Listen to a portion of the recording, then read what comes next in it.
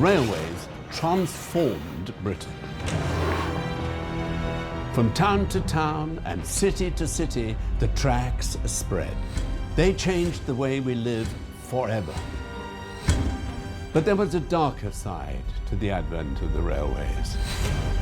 This technological revolution offered new opportunities for the oldest of crimes. In this series, we'll be investigating the most notorious murders ever to take place on the British railways. Stories of the men who killed, of the police who hunted them, and of the victims who were left behind. From the files of Scotland Yard and the railway police, this is the history of blood on the tracks of Britain.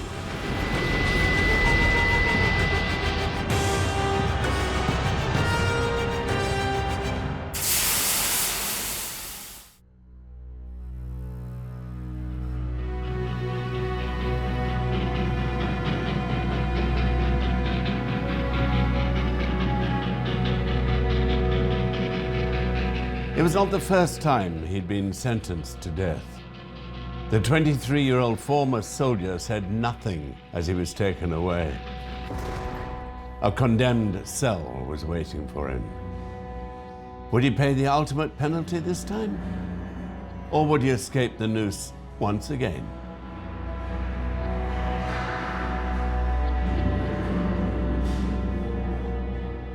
It was a time when the death penalty was being reviewed and was quite contentious, but in this case, people would have said, well, if he had faced punishment for the original crime, then actually he wouldn't have been free to have murdered a few years later. He was given a pardon and his freedom, which allowed him to kill a second time several years later.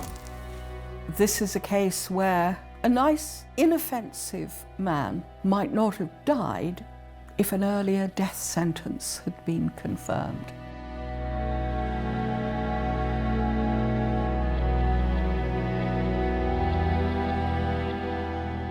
James John Olcott was born in Woolwich on the 13th of October, 1929. Soldiering was in his blood. His mother, Nellie, was the daughter of a Scots guardsman. His uncle had been in the Coldstream Guards, and his father, Joseph, had served as a private in the Second World War. All his life, Olcott had wanted to follow in their footsteps. But young Jimmy was not an obedient child. His mother described him as having a bit of trouble and in high spirits and that sort of thing when he was young. His father seems to have been somebody who was absent a great deal of the time. He was brought up very much by his mother, who lived in Bexley Heath in South London with 3 other children. Young Jimmy seems to have got up to a fair amount of mischief, to have been a not untypical young tearaway. But as he moves into his early teenage years, he does descend into a greater criminality, somebody who is considered likely to become a career criminal unless action is taken. When he was 10 years old, he was caught stealing a bicycle. He was stealing money by the time he was 11, and his behavior became so bad that he was sent to an approved school for young people beyond parental control.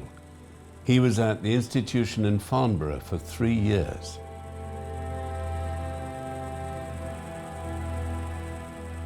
Approved schools in those days were designed to try and turn juvenile offenders into more disciplined young adults. It was a charity organisation. It was designed to help vulnerable young people and their families when they were in times of trouble.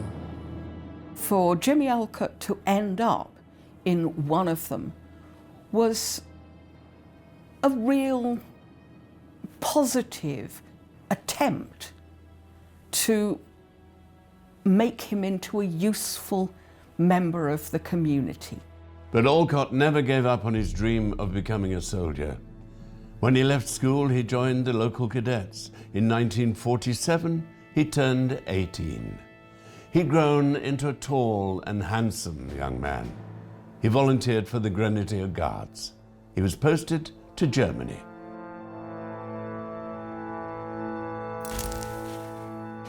The Grenadier Guards were on occupation duties in Germany. It wasn't particularly exciting, it wasn't particularly challenging. At the time, just after World War II, there was an awful lot of British soldiers stationed in Germany. It was the occupying army gradually returning the administration to normal civilian administration of the German state. They're on guard duty, they're policing the black market, they're acting as an overseeing force as Germany tries to reconstruct itself. Olcott, however, had not left his rebellious ways behind. In September 1948, he snuck away from his base in Germany and went wandering in the countryside. There, he met a Czech refugee. The pair decided to walk together to France.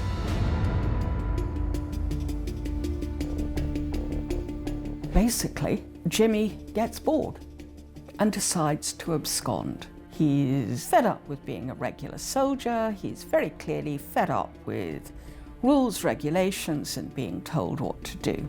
Olcott said that he suffered at different times from blackouts, and it was allegedly during one of these blackout periods that he went AWOL, he went absent without leave. They ended up in a small place called Munterbauer near Koblenz, and there was a lodging house or small hotel. In its garage was a motor car. The two men tried to steal it, but there was a night watchman on duty. Peter Helm was his name, and when he went to stop the thieves, they attacked him. They hit and assaulted this night porter, one with a fire extinguisher and one with a whiskey bottle.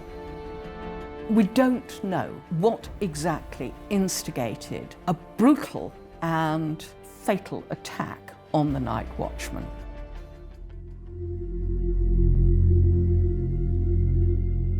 Two days later, Olcott was found and arrested. In January 1949, the young Grenadier Guardsman was hauled in front of a general court-martial.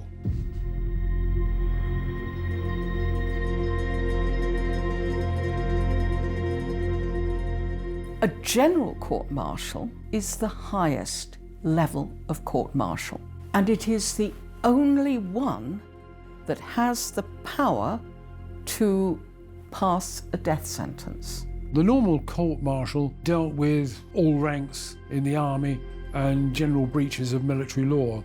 A general court-martial dealt with commissioned officers and other ranks who had committed serious offences.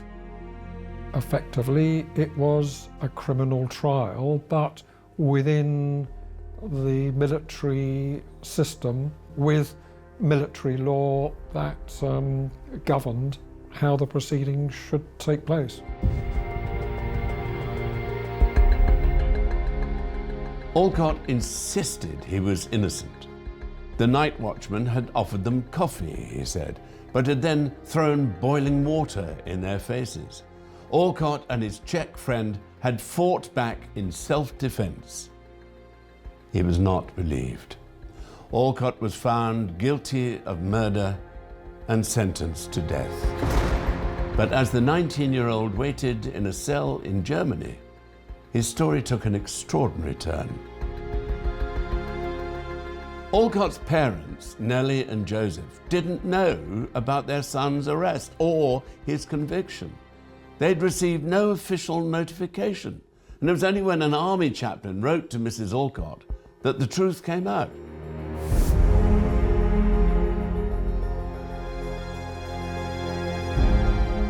The newspapers soon took up the story. a Labour MP pressed the War Minister in Parliament. How could the parents not have been told their son had been tried for murder and condemned to death?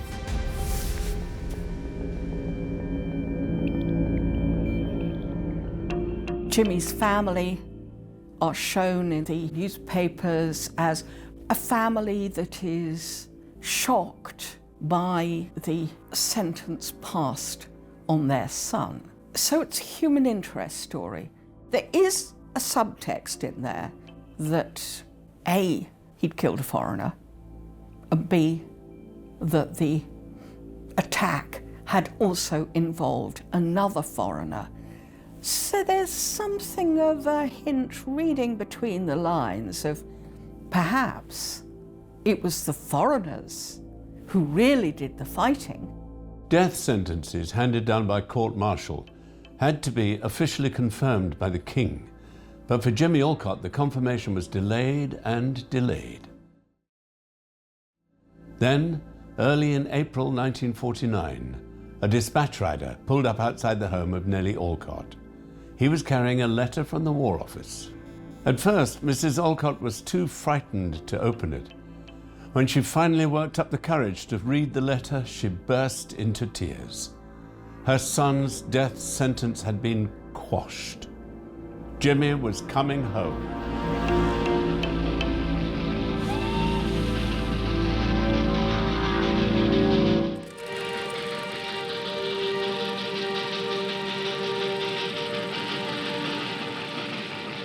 James John Olcott was given a second chance. His death sentence was commuted by the King. He returned to England, where he was discharged from the army.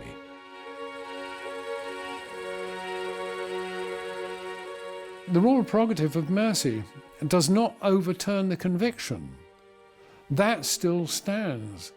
So when Olcott was freed, he still had the conviction of murder against him. It's a way of sweeping the whole thing under the carpet. There is a very clear hope that he has learned his lesson, and on return to England, to his family, he will settle down and be an improved character.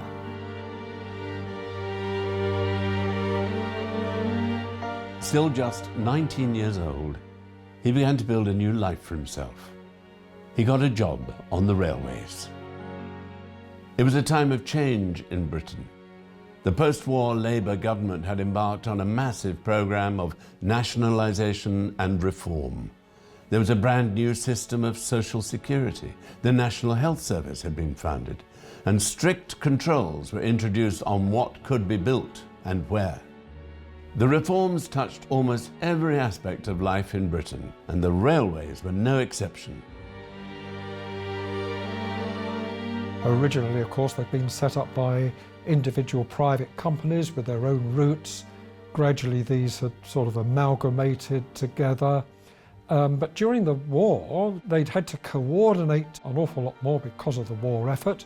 And in 1947, they were nationalised as one national rail system under the British Transport Commission. In 1947, the plans were introduced for the nationalisation of the railways.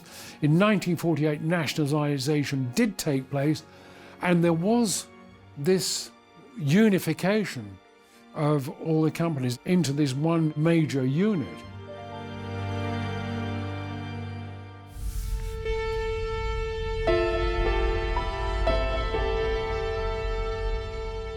By 1952, Jimmy Olcott was working as a railway fireman. He was based at the Hither Green depot in southeast London. He'd married a French woman, and the couple lived in her grandmother's flat on Eltham Palace Road.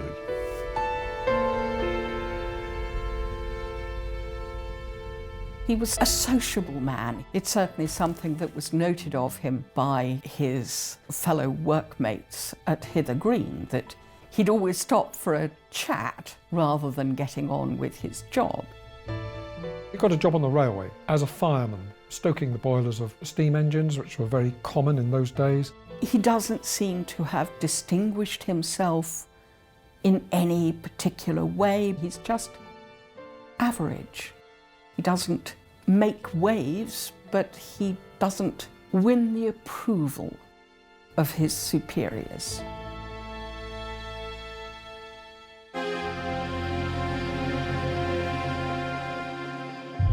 Monday the 18th of August was the first day of his annual leave. Olcott and his wife were planning to go to France. He went to the depot to collect his £16 holiday pay. But before he headed home to join his wife, there was one more thing he needed to do. He travelled to Aldershot. There he spent 15 shillings on a sheath knife. Then he made his way to the nearby village of Vale.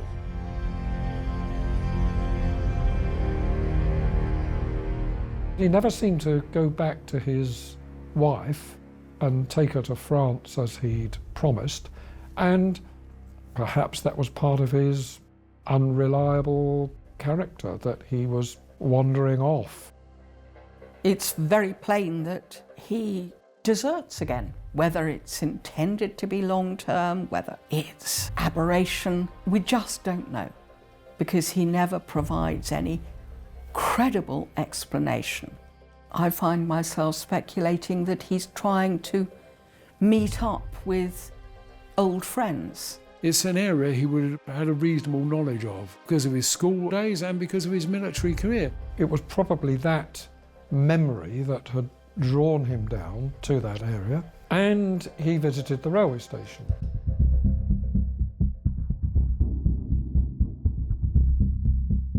Vale stood on the line from Alton to London Waterloo. It was not a busy station most of the time, but at weekends it thronged with soldiers on leave from the nearby army base. In hours, it could sell hundreds of pounds worth of tickets. That money was Jimmy Olcott's target. He planned his robbery carefully. At first, he just watched. Vale station was spread over 3 stories. Passengers entered at street level, they bought their tickets on the first floor, then climbed the stairs to the platforms and waiting rooms at the top. From 6 in the morning to 8 o'clock at night, at least 2 porters and a booking clerk were on duty. Every evening at 7:45, the clerk in the booking office drew down the shutters. Tickets and date stamps were handed to the senior porter. After that time, passengers had to buy their tickets on the platform. We have to assume that Olcott did not manage to meet anybody from his previous life, and he therefore drifted to the railway to meet up with railway staff. It was about 30 miles south of London. The station itself was very small, just a station and 2 lines running parallel to the Basingstoke Canal. It was not a huge station, but it was a busy station. There was a lot of traffic, a lot of people from the garrison, the nearby military camp, would choose to use Vale because it was more convenient than going all the way into Aldershot or all the way into Farnborough.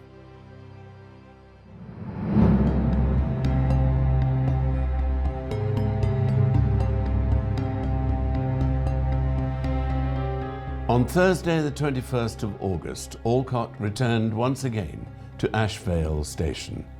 At around 5 in the afternoon, he asked senior clerk Norman Thompson if he could use the telephone in the booking office. He showed his British Railways staff pass. He wanted to call his depot.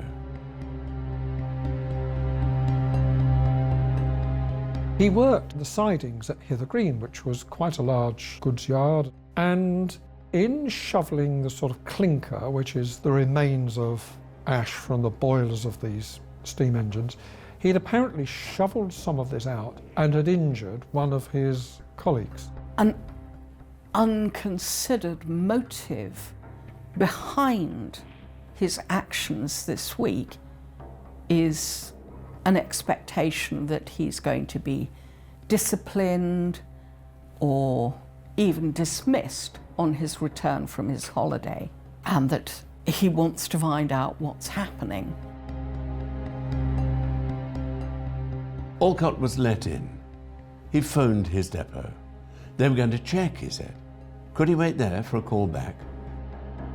No such call ever comes in, and he drifts off again, but he keeps coming back to Vale.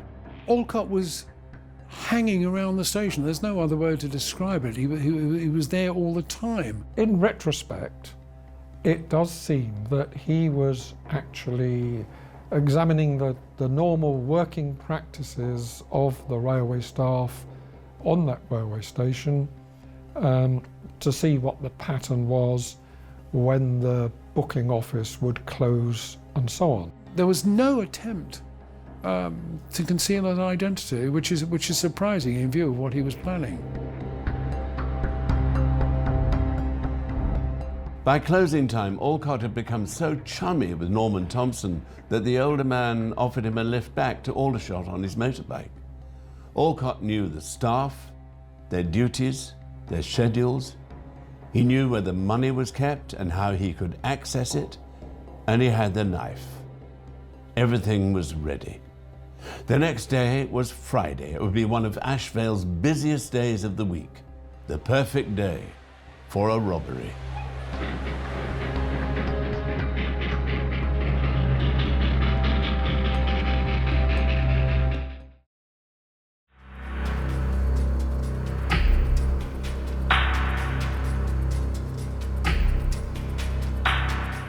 Jimmy Olcott had finished his reconnaissance. It was time to put his plan into action. On Friday, the 22nd of August, 1952, he returned once more to Vale Station. At 6:30 in the evening, he again asked to use the station telephone. He then got chatting with the booking clerk on duty in the tiny gas-lit office. The clerk's name was Jeffrey Charles Dean. Like Olcott, the 27-year-old was an ex-soldier. He'd served with the paratroop regiment in Norway during the war.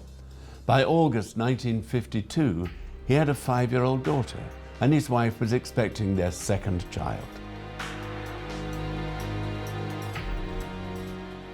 He was in charge of selling the tickets, counting the money.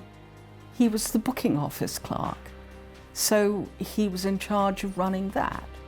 He'd had this job for about 15 months or so he'd probably joined the railway as a booking clerk after he'd been demobbed after the war. He is someone who had served with respectability, if not huge distinction. During the war, he had been a dutiful member of the armed forces, and he was very proud of that service. His role at the station was that of sort of a wages clerk, and to see to the tickets and to tot up the cash at the end of each working day. He settles down to work for the railway, marries, and becomes a much liked, a much respected member of the local community. He gets involved with local things like football, and he's not in any way an intemperate man. He's a dutiful and dedicated employee, and he was liked. Everybody liked this unassuming, inoffensive man.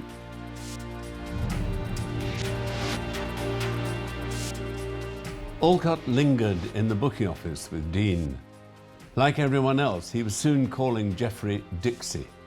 The nickname was inevitable.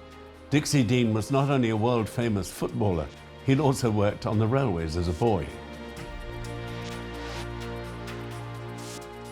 He was Dixie Dean because of his own interest in football. And of course, these were the days when Dixie Dean, the great footballer, was still very much remembered and with huge affection. Renowned for playing at Everton, he actually had the record number of goals scored in a season. People had nicknames in those days sort of very frequently. If his name was Wood, he'd have been called Timber. If his name was White, he'd have probably been called Chalky White. So he was known by his nickname of Dixie Dean.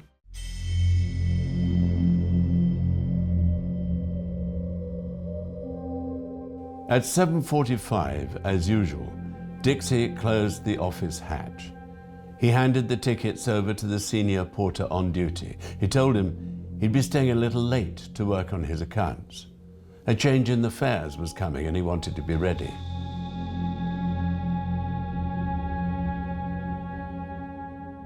That was part of his job. He had to make sure all the money tallied up and with all the records, and that was a job that they would have to do, by manuscript, because there weren't computers doing that sort of thing in those days. The last thing the porter saw as he moved away from the office was Olcott sitting in the office talking to Dean.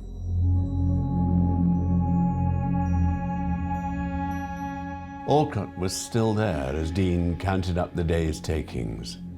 Over £168, just shy of £5,000 in today's money. The pair chatted and joked. Dean was having trouble with his books. He was £10 over and couldn't work out why. But behind his smile, Olcott's thoughts were on his back pocket, where the knife was waiting in its sheath. James Olcott had asked to use the telephone in the booking office to check up on this colleague that he had injured at Hither Green, and had actually, over that week, inveigled himself into the normal kind of activities of the staff, become known to the staff at Vale, and they had trusted him as a fellow railwayman. He doesn't seem to have raised any particular surprise or alarm or comment. He was a fellow railwayman, he was hanging around, nobody quite knew why, but he seemed affable and pleasant, and he's young and chatty, so why not?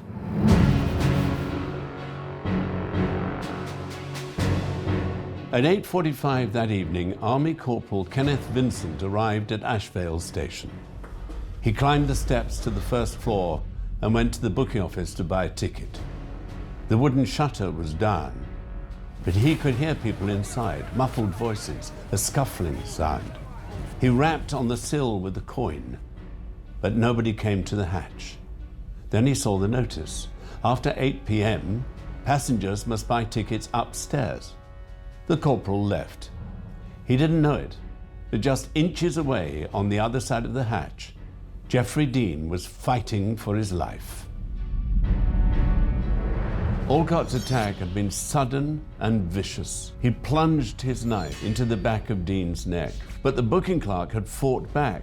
He'd screamed for help, kicking and punching at Olcott. In the cramped space of the booking office, the two former soldiers had wrestled desperately over the knife. It seems that he was very largely taken by surprise. One can only speculate that Olcott took him off guard, that he had absolutely no suspicion of Olcott having any sinister intent in spending time with him. Dean was stabbed in the face, the chest, the abdomen. He must have been stabbed continually long after he'd been unable to resist. So it was very clearly a vicious, sustained and brutal attack.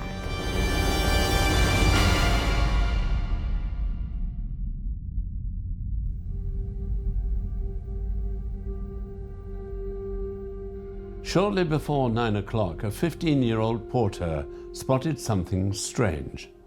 Young Cedric Bull had just helped a passenger take some luggage down from the platform to the street, and as he was heading back up the stairs, he tripped and fell.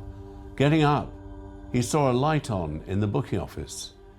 Surely Dixie wasn't still working. He knocked. There was no answer. He tried the door. It was locked. Cedric went out of the station. He climbed the grass embankment towards the window of the booking office, and perching on the sill, he peered into the tiny room. He could see Dixie on the floor.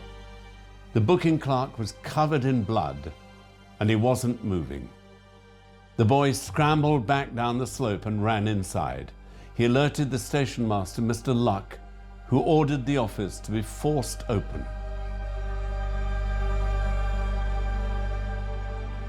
They saw Dean's body partly concealed by the desk.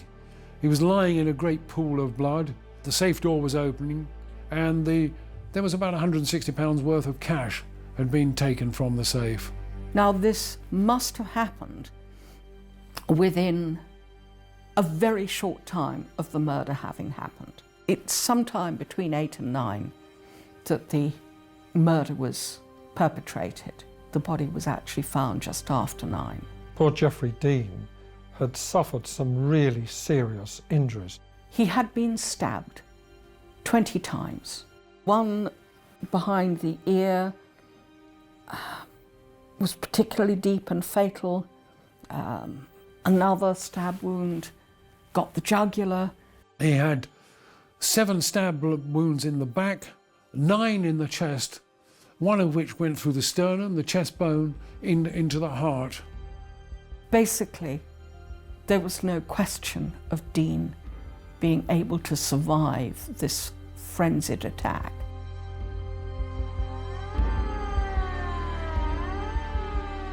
Police were quickly alerted, but there could be no doubt as to who had committed this terrible crime. The attacker must have been the young, handsome railwayman who'd been hanging around the station for days. But by then, James John Olcott was nowhere to be seen.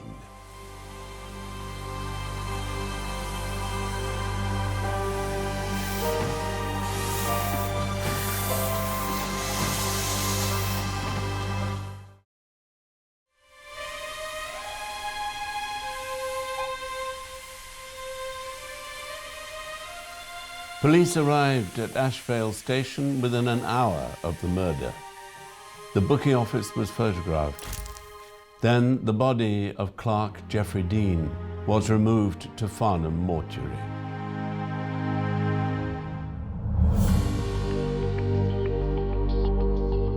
The police investigation moved rapidly. They commandeered a waiting room by the platform and began interviewing passengers and staff at Vale. The overall investigation was in the hands of the Surrey Constabulary. They were assisted by their local Hampshire Constabulary, and they in turn were assisted by the British Transport Police. The railway police undertook all the railway-connected inquiries, and the Surrey police took over the other inquiries round Aldershot and so on. The inquiries soon led to the suspicion about James Olcott, and he was an unusual character, if not downright suspicious. He'd been hanging around, so it was natural the police should want to trace him.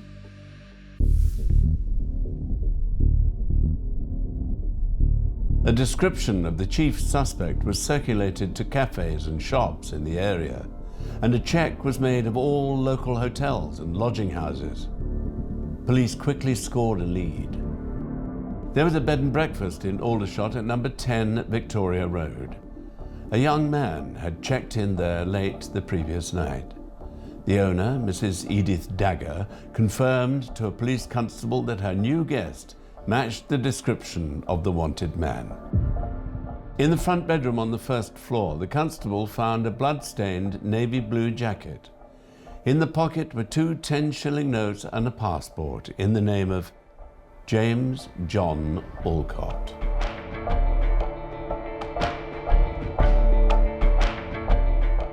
Olcott was not a particularly clever man. I don't even know whether he'd actually intended to kill Dean, and that quite literally he was bewildered. He did not know what to do. James Olcott was a strange character, and probably had been a strange character ever since he was a boy. It seems, looking at his youthful behaviour, that he had no idea of what the logical consequences of some of his actions would be. He doesn't return home, he doesn't hide, he just makes it easy for the police to find him. And I think that is explicable only by saying that, quite literally, he himself did not know what to do and where to go. After his savage attack on Jeffrey Dean, Olcott had moved quickly. A Mac had been hanging on the back of the door, and Olcott grabbed it, pulled it over his blood-stained clothes. Emptying the safe, he'd stuffed the money and his knife into his pockets and hurried away from the station. At a stream nearby, he'd washed the blood from his hands. Then he'd caught a number 44 bus from North Camp back to Aldershot and gone to the pub.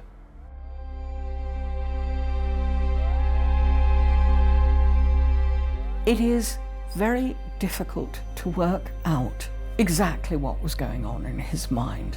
He didn't seem to make any attempt to go to France with his wife or to leave the area, and I think nobody quite understood his mentality.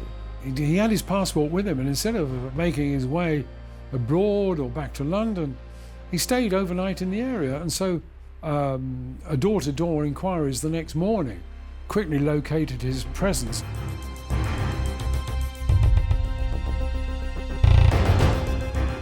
The next day, as police closed in, Olcott went shopping.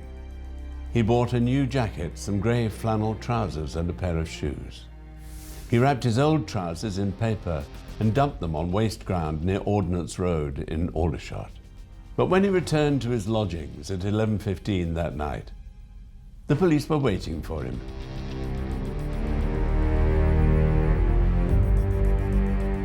He virtually admitted that he had been involved in the murder. And first of all, he denied knowing where the knife was, but then said that the knife was hidden up the chimney. He must have realised that having spent 3 days at the Ashvale station, there were people who knew him.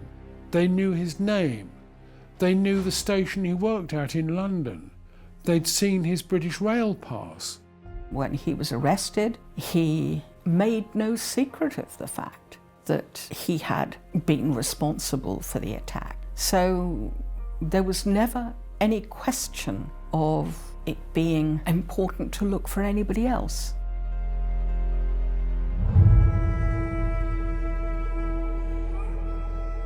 Olcott's trial at the Surrey Assizes began on the 18th of November 1952. No witnesses were called for the defence. Olcott's barrister tried to plead insanity. Why else would the killer make such a poor attempt to conceal his crime? The only defence that was possible was that Olcott was not sane at the time, that he had suffered a fit of temporary insanity. With the murder of Peter Helm, he said that he'd had these periodic blackouts, and at his trial he again referred to these periodic blackouts. He said that he'd suffered one at the time of the murder, and in fact he didn't even know why he was at Aldershot, but he'd also admitted the killing. He told the police on the time of his arrest that he had done the killing, so it was a cast-iron case against him. With the forensic science examination, the blood stains on the knife and on the wallet and on banknotes and on Olcott's clothes were all found to be blood group O, and that matched Jeffrey Dean's blood group. They also found some fibres on the knife, on the murder weapon, which matched a pullover that Jeffrey Dean had been wearing at the time. Circumstantial evidence, forensic evidence, all makes it absolutely clear that Olcott was the one who wielded the knife and took the life of Jeffrey Dean. No question of it.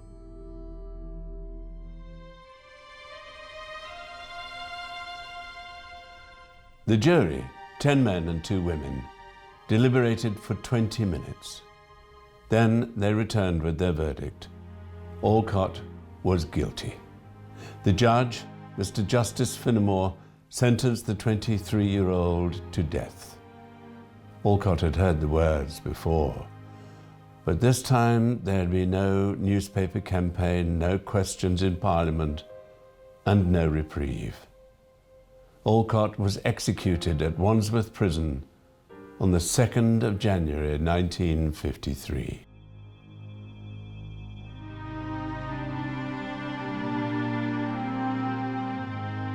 The local papers, though they acknowledge that he had previously been sentenced to death and been reprieved, there's no sign of any major popular outcry, which I have to admit I find surprising.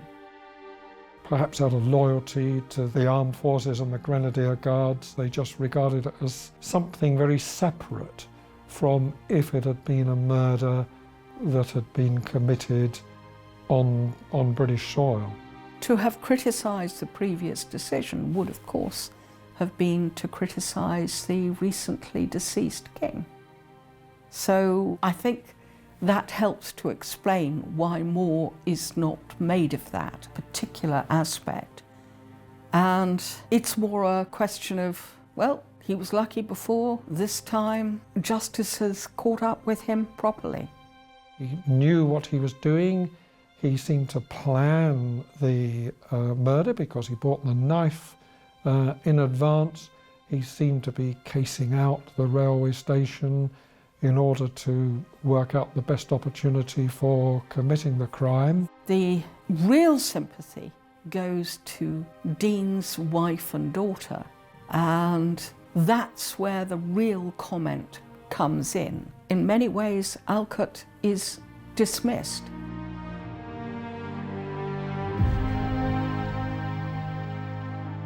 Olcott's victim, Jeffrey Dean, was laid to rest on the 29th of August 1952. The cemetery by St. Peter's Church in Ash was just a short distance from the railway. As 27-year-old Dean's coffin was lowered into the earth, amid the tears of family and friends, a passing train slowed to a mournful pace.